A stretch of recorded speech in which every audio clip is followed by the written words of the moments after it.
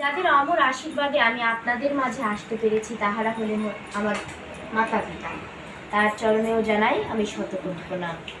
এবং যাদের গৃহে আজকে আমি উপনীত হয়েছি এবং আমি আপনাদের মাঝে আপনাদের মতো বৈষ্ণবের চরণধূলি প্রাপ্ত হতে পারছি, তাহারা হলেন আমার এই মাতা পিতা, অর্থাৎ সুরভি মা এবং আমার গৌর বাবা, আমার বাবা মা হচ্ছে সম্পর্কে। তাদের গৃহে আজকে আমি আপনাদের দুটো কথা বলতে এসেছি এবং তারাই একটা ঠাকুরের ভোগের ব্যবস্থা করেছে। তারা যে মনস্কামনা নিয়ে এই অনুষ্ঠানের আয়োজন করেছে, তাদের আপনারা সবাই ভগবানের কাছে প্রার্থনা করবেন যেন সে আশা তাদের পূর্ণ হয়। জয় জয়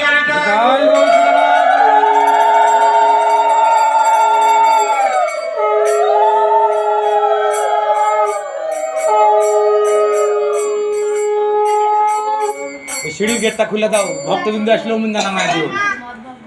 গেট খুলে দাও, আসলে অমিন্দা ঢুকে দিও।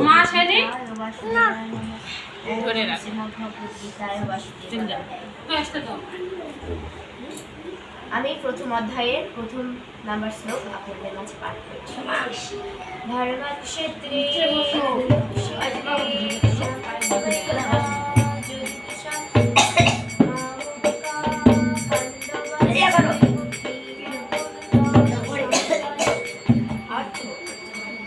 জিজ্ঞাসা করলেন, হে সঞ্জয়, যুদ্ধ করার সমাবেশে আমার পুত্র ও পাণ্ডবপুত্রেরা তারপর কি করলো? কুরুক্ষেত্র। কুরুক্ষেত্র কি? প্রথমে আমাদের জানতে হবে। কুরুক্ষেত্র হলো আমাদের এই সংসার জীবন। যারা গতকাল ওই অনুষ্ঠানে ছিলেন, ওনাদের গৃহে আপনারা কিছু কিঞ্চিত মাত্র শুনেছেন। ওখানে গতকাল ওখানে আমি গীতা পাঠ করেছিলাম। তো কুরুক্ষেত্রের ময়দান হলো আমাদের সংসার জীবন। তাহলে আমাদের যে পটভূমি নিয়ে আসলে আলোচনা, সেখানে যাব। সেখানে দুই পক্ষ ছিল, কিন্তু যুদ্ধ হয়েছে কুরুক্ষেত্রের ময়দানে, যুদ্ধ হয়নি। যুদ্ধে দুইটা পক্ষ ছিল, কে? কৌরব আর পাণ্ডব। দুর্যোধন, দ্রোণাচার্য অর্থাৎ ধৃতরাষ্ট্রের 100টা পুত্র কৌরব, আর এই পঞ্চপাণ্ডব 5 ভাই, এরা হচ্ছে পঞ্চপাণ্ডব। তো এই দুই পক্ষের মধ্যে যুদ্ধ। এখন প্রশ্নটা হচ্ছে যে ভগবান শ্রীকৃষ্ণ কেন পাণ্ডবদের পক্ষে যুদ্ধ করলেন? পাণ্ডবদের পক্ষে যুদ্ধ করার কারণ রয়েছে। ভগবান যখন থেকে এই পৃথিবীতে আবির্ভূত হয়েছে, তখন থেকে একটা না একটা ঘটনা, কোনো একটা বিষয়, মানে কোনো একটা লীলা, কোনো কিছু ভগবান কারণ ছাড়া করেন। তাহলে এখানে ভগবান শ্রীকৃষ্ণ একটি লীলা করলেন। কি লীলা? সেই লীলাটা হচ্ছে ভগবান শ্রীকৃষ্ণ কৌরব এবং পাণ্ডবদের বললেন, আগের দিন বললেন যে কাল সর্বপ্রথম ঘুম থেকে উঠে আমি যার বদন দর্শন করব, আমি তার পক্ষে যুদ্ধ করবো বা তার পক্ষে আমি থাকবো। এখন শোনার পরে কৌরব আর পাণ্ডব ভগবানের লীলা। এখন ভগবান শ্রীকৃষ্ণ শয়নে গিয়েছেন, ভগবান শয়নে গেলে তার সবই দেখতে পাচ্ছেন, তাই না? সবই দেখতে পাচ্ছেন।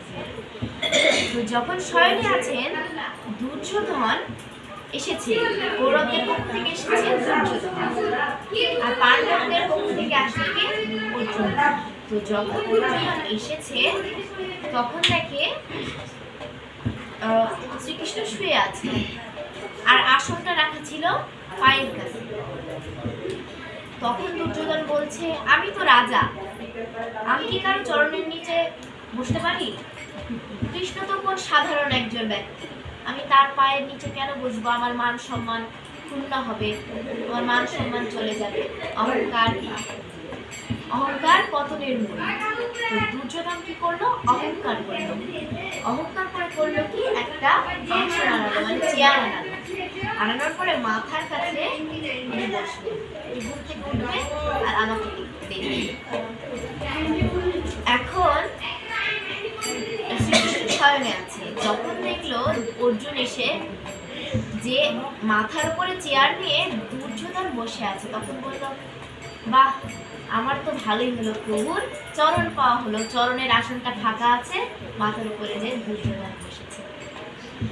এখন অর্জুন গিয়ে শ্রীকৃষ্ণের পায়ের কাছে যে আসন ছিল ওই আসনে বসেছে।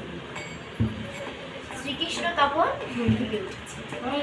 ওঠার পরে আমরা কি সঙ্গে সঙ্গে চোখ খুলে তারপর উঠি? আমরা চোখ বন্ধ করে উঠি। এটা কিন্তু নিয়ম, অনেকে উঠতে পারেন, কিন্তু নিয়ম আছে, নিত্যকর্ম যেটা বলা হচ্ছে। তো নিয়ম অনুসারে ভগবান শ্রীকৃষ্ণ কি বলে চোখ বন্ধ করে ওঠার পরে তাকালেন। পায়ের নিচে এখন অর্জুন, কাকে দেখতে পাবে তাহলে? মাথার উপরে দুর্যোধনকে তো দেখতে পাবে অর্জুন। তো সে অর্জুনকে দেখতে পেল। অর্জুনকে দেখতে পাওয়ার পরে তখন দুর্যোধন বলল, শ্রীকৃষ্ণ তুমি আমার সাথে এই এমনতর আচরণ কেন করলে? তুমি আমার সাথে কেন ছলনা করলে? তখন শ্রীকৃষ্ণ বলছে, কই আমি তো কোনো ছলনা করিনি। বাস্তবে যদি দেখতে হয়, আমি ঘুম থেকে উঠলে প্রথমে অর্জুনকেই দেখতে পাই, সেই জন্য আমি অর্জুনের পক্ষে যুদ্ধ করবো বা অর্জুনের রথের সারথি হবো। তখন শ্রীকৃষ্ণ অর্জুনের রথের সারথি হলো। তখন যখন এই যুদ্ধক্ষেত্র অর্থাৎ কুরুক্ষেত্রের রণাঙ্গনে এসেছে, আসার পরে সামনে তাকালে দেখে সব আত্মীয়, নিজের ভাতা, নিজের পিতামহ, মাতামহ সকলেই তার বিপক্ষে অবস্থান করছে, আর তারা 5 ভাই আর এক পক্ষে। তখন দেখে কি হলো, এখানে দ্বিতীয় সাংখ্যযোগে চলে যায়। সাংখ্যযোগে বলা হয়েছে মায়া। অর্জুনের কি সৃষ্টি হলো? মায়ার সৃষ্টি হলো। এটা কিন্তু প্রেম না, প্রেম আর মায়ার মধ্যে রাত দিন তফাৎ। কি হলো, অর্জুন ভাবছে যে আমার সামনে সবই তো আমার আত্মীয় স্বজন, আমি কিভাবে তাদের হত্যা করবো? আমার লাভটা কি তাহলে তাদের হত্যা করে? তখন এখানে মায়া করলো। কি করলো? মায়া করলো। যখন যেখানে মায়া থাকে সেখানে কিন্তু ভগবান থাকে না। আজকে এখানে যে এসেছি সবাই নিজের কাজকর্ম গৃহে সবারই আছে, কিন্তু আমরা সব ফেলে রেখে ছুটে এখানে চলে এসেছি। কি জন্য? ভগবানের টানে, ভগবানের প্রেমে ছুটে এসেছি। এখানে কিন্তু মায়া নেই। এখানে যদি মায়া না থাকে তাহলে কি আছে? কৃষ্ণ আছে, স্বয়ং ভগবান শ্রীকৃষ্ণ এখানে উপস্থিত রয়েছে। আমি যদি বলি দেখতে পাচ্ছি, আপনারা কেউ বিশ্বাস করবেন? আমি বললাম যে হ্যাঁ আমি দেখতে পাচ্ছি। এখন স্বামী বিবেকানন্দের একটা উদাহরণে যাই। স্বামী বিবেকানন্দ একদিন ঈশ্বর খুঁজছে, তার গুরুদেব ছিল, তো ঈশ্বর খুঁজতে খুঁজতে সে তখন যাচ্ছে। তখন একটা গুরুদেবকে জিজ্ঞেস করছে যে হে গুরুদেব, আমি তো প্রভুর দর্শন পেলাম না, এত খুঁজলাম কই প্রভুর দর্শন পেলাম না। তখন গুরুদেব বলতেছে, কই আমি তো দেখতে পাচ্ছি, সেখানেই তো আছে। তখন বলেছে কই নাই তো, কই আশেপাশে দেখা শুরু করে দিয়েছে স্বামী বিবেকানন্দ। তখন বলছে কি নর রূপে নারায়ণ, কথায় নেই নর রূপে নারায়ণ। তো প্রত্যেকটা জীবের মধ্যে ভগবান অবস্থান করছেন। তাহলে আমি কেন বলবো না আমি ভগবান দেখতে পাচ্ছি না? এখানে সব সৎ আত্মা, তাহলে তার মধ্যে অবশ্যই ভগবান আছে, তাহলে আমি ভগবান দেখতে পাচ্ছি। তো স্বামী বিবেকানন্দ আরেকটি বাণী বলেছেন, বহুরূপের সম্মুখে তোমারে ছাড়ি, কোথা খুঁজি ঈশ্বর, জীবে প্রেম করে যেই জল, সেই জল সেবিতে ঈশ্বর। জীব সেবা পরম ধর্ম। যে জীবের সেবা দিতে জানে না তার ঈশ্বর প্রাপ্তি হবে না। যত্র জীব তত্র শিব। যেখানেই জীব সেখানেই শিব, অর্থাৎ যেখানে মানুষ সেখানে ভগবান। আপনি যদি জীবের সেবা দিতে পারেন তাহলে ভগবানের সেবা হয়ে যাবে।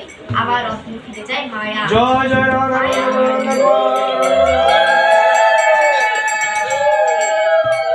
মায়ার কারণে শ্রীকৃষ্ণ বলছে, তুমি যাদের মায়া করছো তারা তোমার কি মায়া করছে?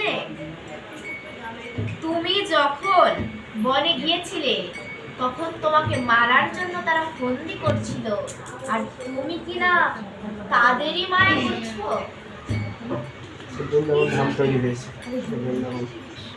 তুমি কি তাদেরই মায়া করছো? তুমি মায়া করবে না, তুমি ভেবো না আমি শুধু তোমার রথের সারথি। অর্জুন বলছে, কেন শ্রীকৃষ্ণ তুমি তো আমার রথের সারথি, আর কার রথের তুমি সারথি? আমি তো নিজে দেখতে পাচ্ছি তুমি আমার রথ চালাচ্ছ। তখন তখন বলছে যে আমি শুধু তোমার রথের সারথি নই, আমি গোটা বিশ্ব ব্রহ্মাণ্ডের সকল জীবের দেহ রথের সারথি। হরে কৃষ্ণ। আমি সকলের দেহ রথের সারথি। আজকে এখানে যে অনুষ্ঠানের আয়োজন করা হয়েছে, এখন এটা কি? এটা একটা ফুল, এগুলো একটা কি ফুল। এই ফুলে আপনাদের মতো ভক্ত কি ভ্রমণ, আপনারা এখানে এসেছেন মধু আহরণ করতে। এখানে যে ভগবানের মুখ নিঃসৃত বাণী উচ্চারিত মধু উঠতেছে, সেগুলো আপনারা আহরণ করছেন, সেটা হয়নি। তাহলে এখানে যেহেতু স্বয়ং ভগবান উপস্থিত রয়েছেন, তাই আমি একটা কীর্তন করি ছোট্ট করে। হ্যাঁ, যেখানে ভগবান উপস্থিত থাকেন সেখানেই বৃন্দাবন আর ভক্ত আর ভগবানে যখন একত্রিত হয়ে যায় আর বৃন্দাবন একদম মুখরিত হয়ে ওঠে। আমরা অনেকেই টাকা খরচ করি, আবার বলি বৃন্দাবনে যেতে অত দূরে যাই। হ্যাঁ, ওটা ঠিক আছে, ভগবানের লীলাভূমি, ওখানে আপনারা যেতে পারেন, কিন্তু ওখানে যেতেই হবে এর কোনো মানে নেই। ওই বৃন্দাবনের থেকে বেশি দামি হলো এই বৃন্দাবন। এই বৃন্দাবন সব জায়গায় মেলে না, সব দিয়ে কি এরকম অনুষ্ঠান হবে? হয় না। তাই জন্য এটা হচ্ছে বৃন্দাবন সৃষ্টি হয়েছে। তাহলে বৃন্দাবনে আমাদের হরিনাম করতে হবে। সবাই হাত তুলবেন আমার সাথে। দুহাত তুলে বলে কৃষ্ণ নাম, পূর্বের তোর সকল মনস্কাম। একবার কৃষ্ণ বলে